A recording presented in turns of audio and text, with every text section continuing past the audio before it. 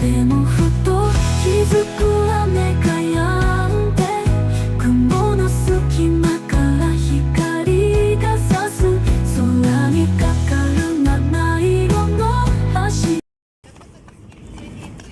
Yun na, eh paano yun na kumampi. Malalagit.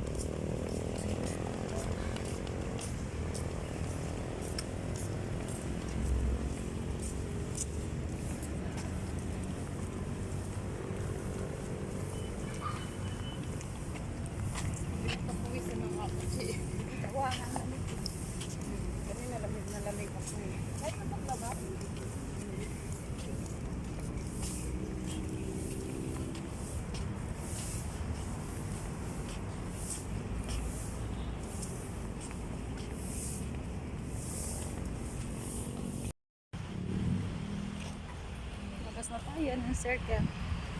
Tawid.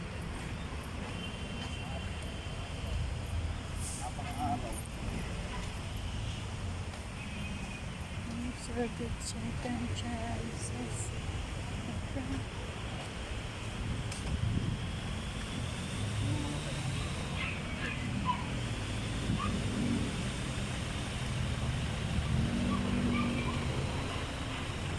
Bitin yung Zumba isang oras lang.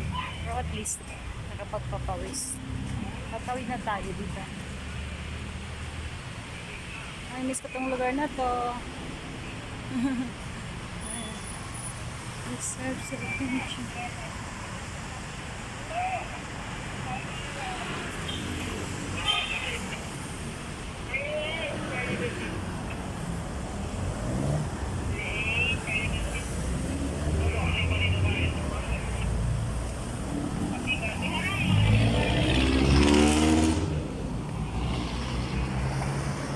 Quezon City. Quezon City Hall. Guys, sa Quezon City Hall.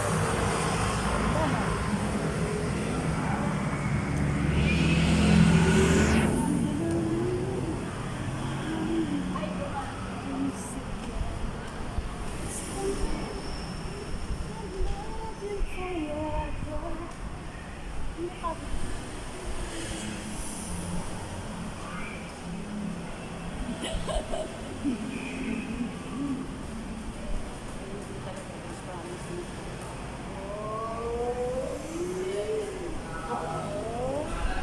Sa ilalim dagatan, sa ilalim. Ikaw makinis ko dito naman dito. Sabi ko sa mundo.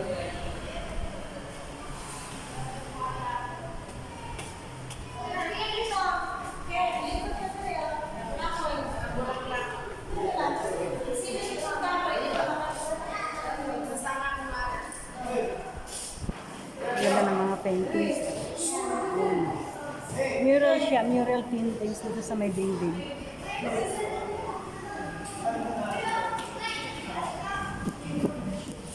Ito din.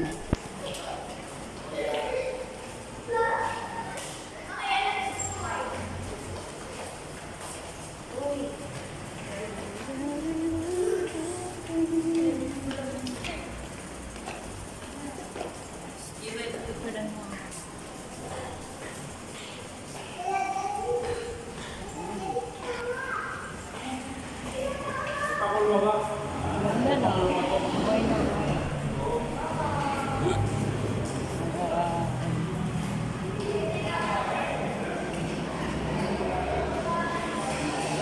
Ito yung mga flowers na only in the Philippines makikita.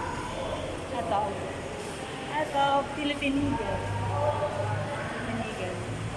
Ito naman, tarsier. Tarsier na.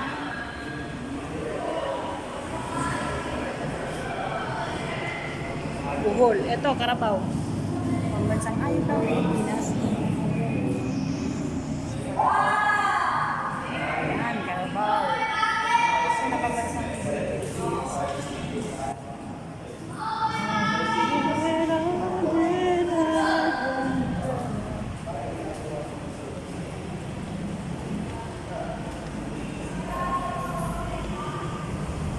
Kahit akyat baba yung daan, okay lang.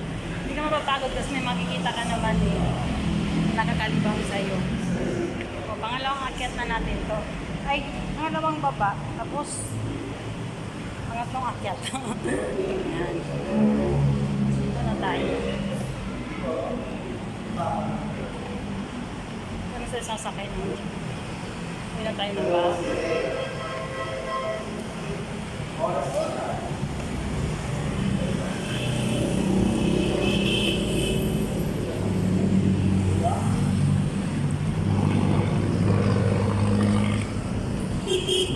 Side trip natin sa Quezon City.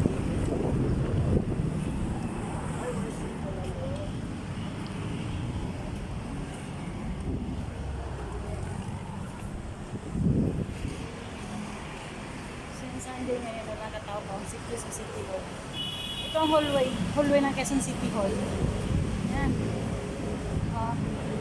Diba ang ganda? Yan ang Quezon City Hall. Yan, building na yan mismo. Yan. Yan ang Quezon City Hall. Nakakamiss tong lugar na to. Mamimiss ko naman to. Alam nyo guys, dito ako tumira ng almost magto 25 years. Kaya pag pumunta ako dito, binabalik-balikan ko talaga yung mga lugar na to. Ayan.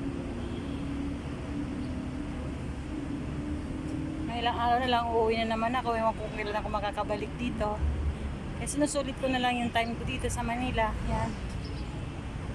Walang tao kasi Sunday ngayon. Sunday. Lapit tayo doon. Yun sa Hall of Justice na dati. Pakita ko sa inyo. Maganda kasi walang tao.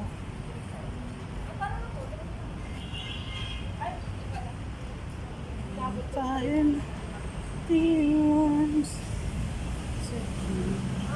Ito. Makikita niyo yung building na yan. Yan. Doon.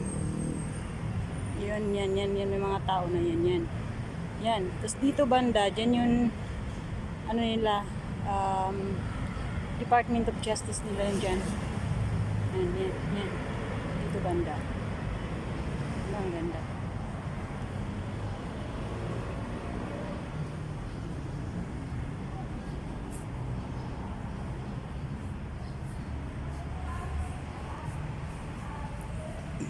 Walang tao kaya papasyal ko kayo.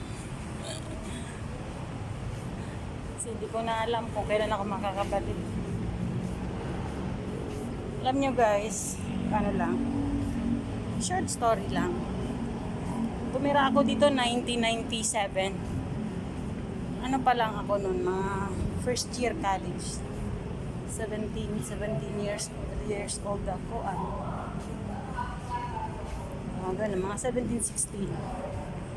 Tapos, ito ko na kilala yung asawa ko.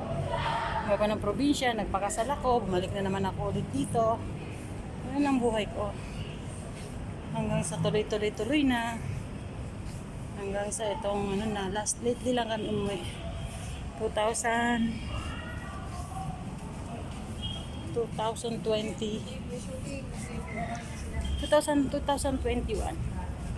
2021 ako umuwi ng Cotabato kasi yun ang nakasakitin na husband ko. Pero simula 2021, ito na yung pangalawang balik ko dito.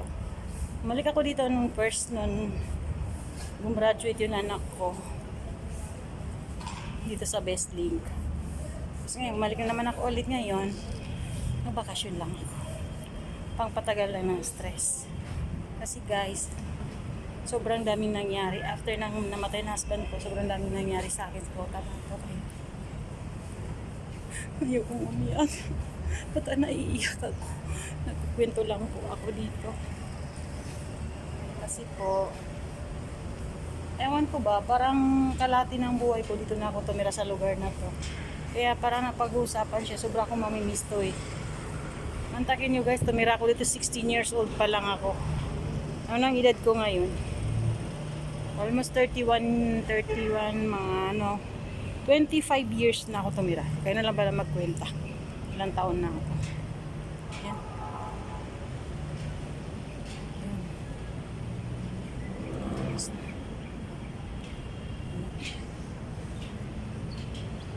yung kanya.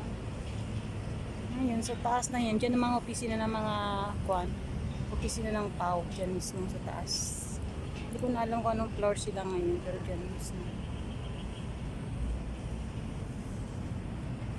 Ito ang plug full nila dito. Yan, plug full. Walang konsi, walang Sunday ngayon. Kaya walang plug na nakataas.